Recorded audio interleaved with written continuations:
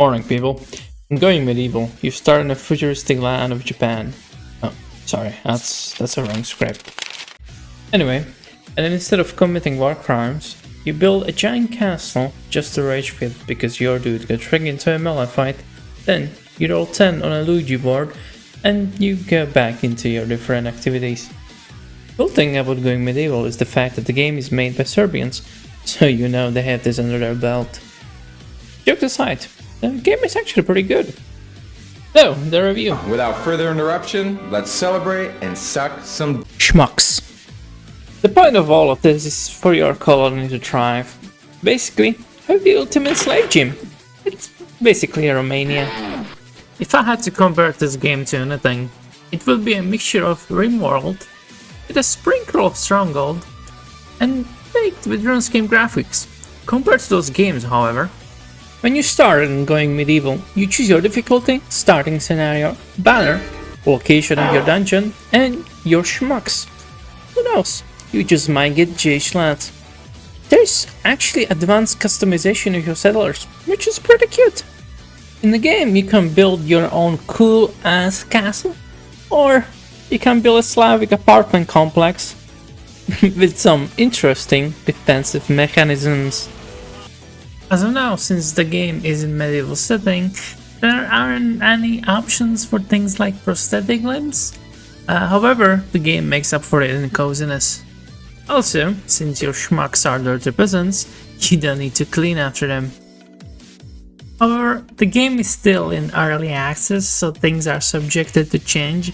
And well, since the last update was the lander update, we probably still have a long way to go until the full release. The game could be improved by some quality of life features, but I know those things will eventually be added. Also, random thing, the game has a level system, meaning you can build upwards and downwards, which is pretty nice. Leading your boys into battle is fun. Your weapons have attributes from as to as good as flawless. You can also attack caravans, which is fun, especially from mid/late game. However, as of writing this video, we still do not have an option to raid other settlements. That being said, it is comfortable to get it. Also, speaking of caravans, you can trade in this game. It's basically the same system as in Rimworld. It's a standard barter system where you can trade livestock aside from other items. However, some merchants might not be interested in some of your interesting items. The game also has a research system similar to once again Rimworld, but compared to that game you produce books, and you can also sell those books, making it an easy source of income. However, they take quite a bit of space, something that can be hard to get around in the early game, but you can build it rapidly, which is super cool, truly a nerd feature.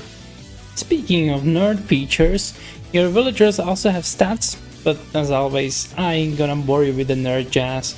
Story, you make your own. Critique. I won't talk about slow nights nor the lack of content. Instead, dear creators, I want one thing: Steam Workshop. I believe, and you too, that this will be an excellent addition to our little cockshed.